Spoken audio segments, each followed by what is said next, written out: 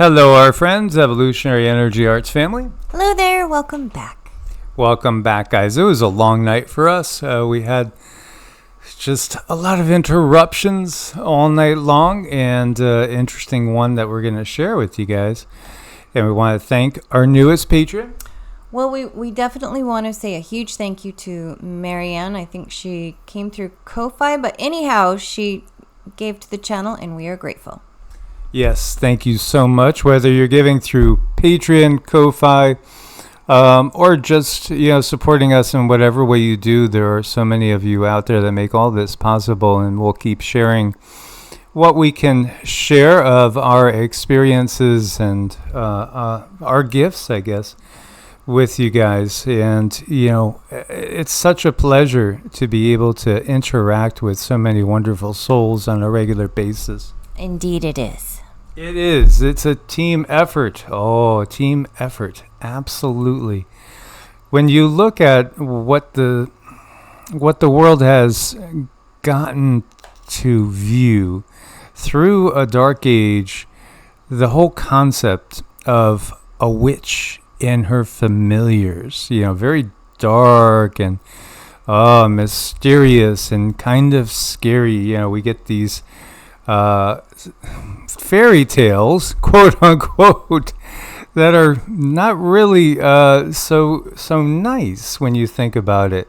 Think of Grimm's fairy tales. Think of Hansel and Gretel and all this and all these dark little stories with dark twists. Well, we've had quite a few interactions with beings that you might call fairies and elementals. Nature spirits, a witch and her familiars. Think about what the system has done with this.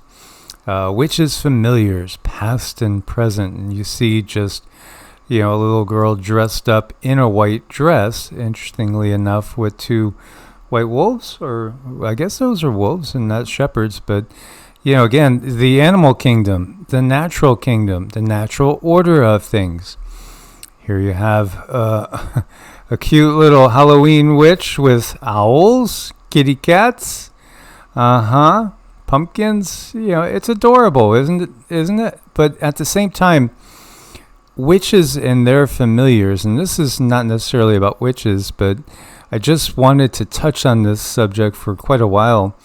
All we're really talking about are people that are in tune with nature, and they can sense and interact with a side of our conscious creation that many people can. And unfortunately, in the Kali Yuga, most people don't really see fully, or even when they do experience things, it's kind of like they have to push it out of their mind and they have to rationalize it.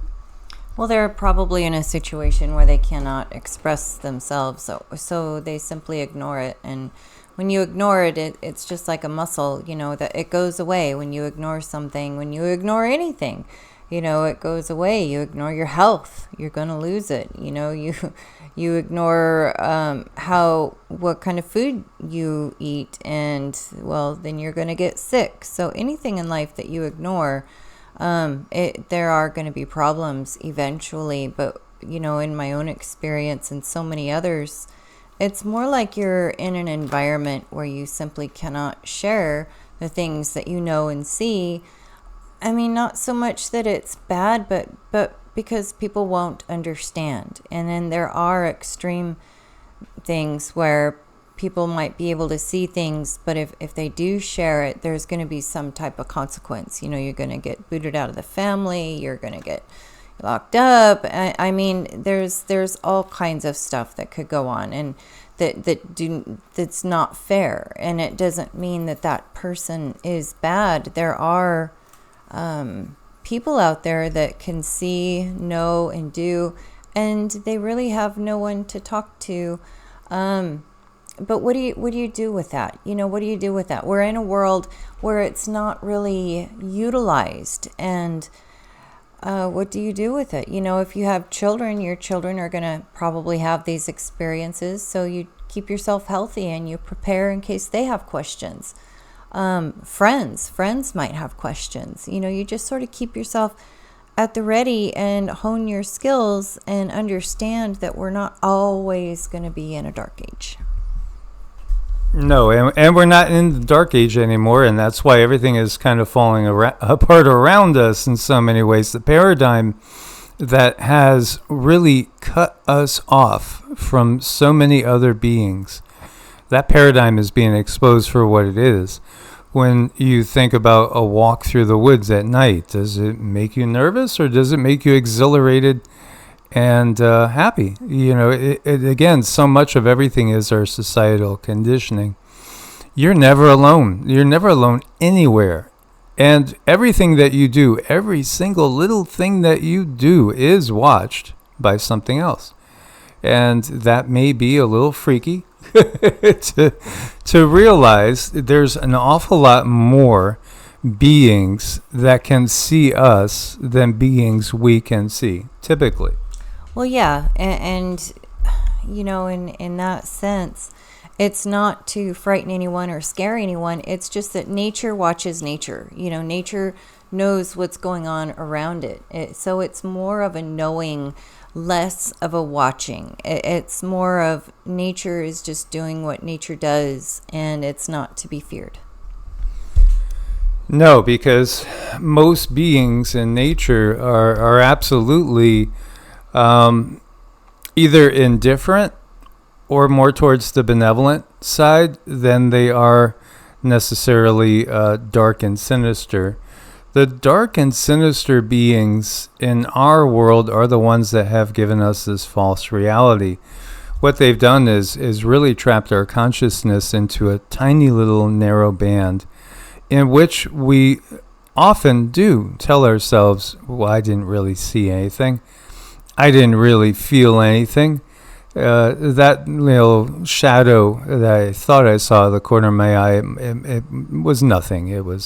Maybe it was a moth, or maybe it was a bird, or maybe it was, something to be rationalized. The reality is there are so many different beings out there supporting you and your family, and you're not even aware of it. You could just simply say, guardian angels. Maybe that's a term that you're really comfortable with. May our guardian angels protect us. Well, your guardian angels do include beings that we would have called fairies, nature spirits, sprites, elementals. There are conscious beings that are making your very apparently solid and real 3D experience happen.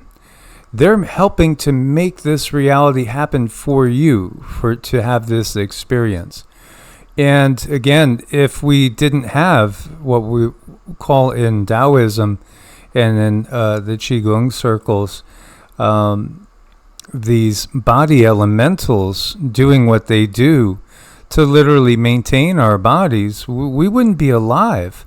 You, again, have a team in place around you all the time that are guiding you literally through this 3D journey.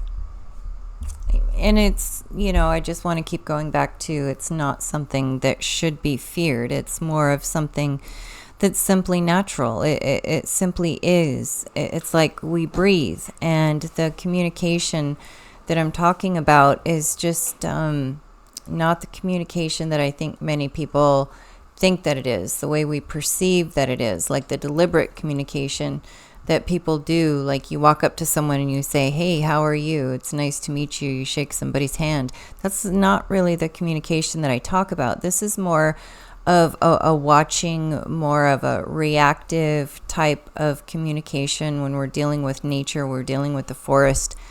Very karmic, I guess, in a sense, where if you do one thing, nature does another, and it's just automatically set up. And it's those people who understand that natural karma in the 3D and in the etheric realms, well, those are the ones that might be called witches, because they understand. And I hate that they've given them such a name, and I don't like that there's such a reputation connected to people that understand nature. I guess that's why I don't like to use that word, because it's been given kind of a nasty tone. I like to use the word nature. People understand it. Those who can work with it, those who can talk with it, those who can understand if you do this thing, that thing is going to happen. What the system has done is it's disconnected us from nature everywhere it possibly can. This is, again, why you have a patriarchal system that doesn't even take note of the divine feminine. It's to cut you off from nature, because as soon as you realize that there are these nature beings that we would call fairies or the fae, it's something that's in all folklore from everywhere, and we're not sharing this just from a folklore perspective. Last night in reality, Cindy ended up channeling a nature spirit, so it popped into her body and started to communicate with me. And it was interesting, and it's not the first time that's happened. This has actually happened multiple times where Cindy's been totally under. Now, the guides wouldn't let in a dark spirit, so that tells you right off that this is not a malevolent. And she introduced herself as one of our team. In fact, her message was all about Sita. She was just really concerned. I heard Cindy just saying something about Sita, and I was communicating with her to find out what she wanted to get across, because, again, I recognize that in the middle of the night, when Cindy starts talking, it's as likely that she's going to be channeling as having a bad dream. And I recognized the manners and everything felt different than her. So I was curious as to who it was. Now, it didn't feel like the energy of the mothers. It didn't feel like the energy of the Galactic Federation at all. And in fact, when I asked, who is this? She basically said, "Oh, I'm not really anybody." I mean, very unassuming.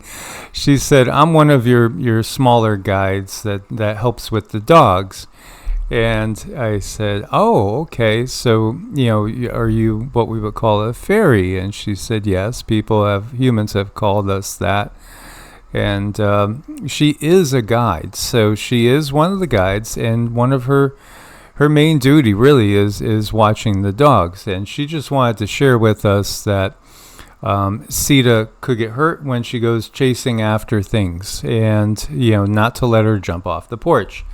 And so, okay, because we notice that the interaction that we get with nature is unusual compared to perhaps what most of the world experiences. But again, you guys probably have this happen too, because you're part of this family and you resonate with us, so you probably are giving off the same frequencies where nature is not afraid of you, because nature doesn't have to fear you, because they could sense that you really have a respect and love for nature. So all day long, all the time, we'll have birds like coming right up to the window. I mean, they'll land right on the window and just look in at us and sing at times. And we, in New Mexico, once after doing mantras to Lakshmi, we had all of a sudden hundreds of birds circling the little cabin and coming to interact with us. It was just amazing. Hundreds, if not more, birds popped out of nowhere and were just making their presence known. Well, that's the presence of the mother. And she will, do that with us. And they've cut us off from her as much as they can, because she's the key to our healing. She's the key to our safety in the physical realm. She's the key really to everything. And, these are children of the mother. These are intelligent beings. These are individuated units of consciousness. So, yes, these are individual souls, and they do have a purpose. And their purposes can be just simply nurturing a tree. nurturing a flower, nurturing an area, a forest, a grove. And these nature spirits can grow into bigger and bigger positions. In fact, there are quote-unquote gods of the mountains and gods of different things, quote-unquote. But really what we're talking about is the Devic kingdom. So at the very top of that kingdom, you have the very, very benevolent devas that we do mantras to. And, those are almost like archetypal forces. It's not wrong to call them archetypal forces, but they are also still individuated units of consciousness that have gone through a lot. Just like when we're here at this human level, we've gone through a certain amount of incarnations, a certain amount of learning. And, we're at a certain stage in the soul's journey. When you look at a lot of these nature spirits, they're a little bit earlier in their journey. It doesn't mean that they're lesser. In some ways, they're actually more connected than we are because of the disconnect of how we live on this planet with nature. The thing that really stuck out for me last night was the idea that, I step aside and I allow this being in, and I'm just sort of there, but I'm not an active participant. I just knew that this being needed to come through and give a message, had to voice a message, but she was really having a lot of trouble trying to work my mouth, trying to make me speak, trying to figure out, like, okay, I'm thinking these thoughts to this person, but he cannot hear me. And she was going through that frustration of, how do I get this body to work? And my job was to just simply stand aside and observe and allow her to figure it out, because if I interrupt, the information's not going to get through. She knew exactly what she needed to tell him, and I wanted her to get that through to him. And eventually she did. She was able to figure it out and get my mouth to work, and then she could talk to Mike. It's just, as my abilities evolve, things are just a little bit different. So I recognize the multi-dimensionality of everything. And when my part is to just remain over there and let this information come through, I found it just a little more curious. And then the understanding that there's no need for a name once again, because these beings, they don't talk to each other with mouths. They talk to each other through their essence. So there is no need to have these words addressing them. They're just part of the all. They're, part of everything, and they just communicate. They just are. And there's not a sex to them, even though the energy felt a little feminine. There's no sex to them, and they just communicate through the trees and through the forest and through nature. And that was just kind of curious to be able to observe some of that and recognize it. Yeah, because I asked her, I said, I did ask, do you have a name? And, no, as Cindy said, no real need for that, because everything is telepathic and immediate. And when I said, do you consider yourself masculine or feminine energy? She said feminine. I guess you could say I'm more feminine is what came across. And they do envision themselves dressed in, very, very simple dresses of white. And, yet they are really light beings when you get down to it. And so it came to me to call her Lily, and she seemed to like that. So that's what we stayed with. Yeah, we stayed with Lily. And, to see the legs, to see the dress, to see this being very, very simply made, but also recognized as having a human form, able to able to go through the world like through portals, go from one dimension to the other is how they travel. So they don't travel the same way that we do on our feet. So it was just interesting. I got to see more than I usually do last night. And so, her primary concern is the dogs, and she does come with us, so to speak, from place to place, because she was literally not talking about our porch, but a friend's porch that she was concerned with. And when you look at this depiction, this is not far off from the way it is. These beings absolutely can interact and play with children that haven't lost the ability to see them and to perceive them. And it's interesting too that you have this one little demonic entity that's there, because there are like these demonic energies out there as well. And there's various classifications of these demonic energies. They are abundant. What we think of with our leadership on this planet is not necessarily the natural type of demonic energies that are out there that can be very, very rambunctious and sometimes very, very playful in what we might perceive as a negative sense, because they could be very mischievous. We had a fawn, or what Cindy calls a fawn. Think of Pan. Think of a satyr.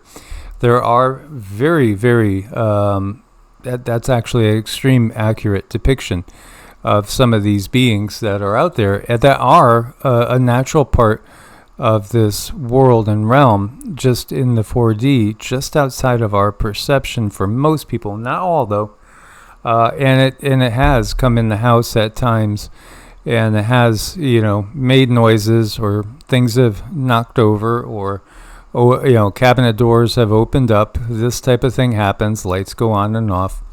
A lot of my journey has been kind of like, I've always had abilities, but it was kind of a very rude, sudden awakening, and I never had a mentor. I did not have a mentor, and so a lot of my journey has been touch, feel, observe, watch it happen, and having Mike's guidance from the outside and protection has been really wonderful. I do mentor people as the need arrives, and because it is something that can be very scary and unnerving when you step into your abilities and all of a sudden they're here and you've really had no forewarning. You had an inkling that you could do things, but you didn't really have any warning. So it's just something that's part of our world. I don't want people to be afraid of it. I don't think people should make a big tada of it, except for the idea that observing and appreciating these things when they happen, observing the birds when they come to you and communicate to you, and having that gratitude, it brings more. So if there's anything I want to get across, if you're one that communicates with nature so very clearly, just put in the gratitude with all of it, and it's going to happen more. And you can communicate to them. You can openly communicate to them. They'll hear you. Absolutely. They'll hear you. You might not be able to hear the response. Try to feel it. Just try to feel it. And again, many people will leave offerings for these beings of nature and of the woods. And it was, in fact, a very, very common practice, because, yes, absolutely, these beings can guide and protect us. They can warn us. And just like the one was coming through, and literally in the middle of the night, I hear Cindy's voice saying, Sita shouldn't do, and it was having a hard time operating a body, because it's not used to operating a body. It hasn't had a body so far, I believe, yet in its incarnations, like our physical bodies, which are not our normal state of being. This is not our normal state of being. This is a temporary state of being, as Rama joins us now. And these two are pretty gifted, Rama and Sita. And Sita's extremely psychic. Like she was last night. She barks at things that aren't there a lot, but they are there. They're just in 4D. So I couldn't sleep, so I got up and did mantras for a half hour, an hour, and then I could feel the guides coming in when I'm doing the mantras, and it's a powerful, pleasant energy. It's a warm embrace, and again, this is where the difference is that when we do these Sanskrit mantras, you are calling on forces of nature. These devas are completely aligned with the natural order of things, which is not necessarily the case for some of the other beings which have been deified, but are not of the natural order, and not they're not in alignment with the natural order. It's so obvious this world is so off kilter, it's so disjointed, it's so unnatural, it's so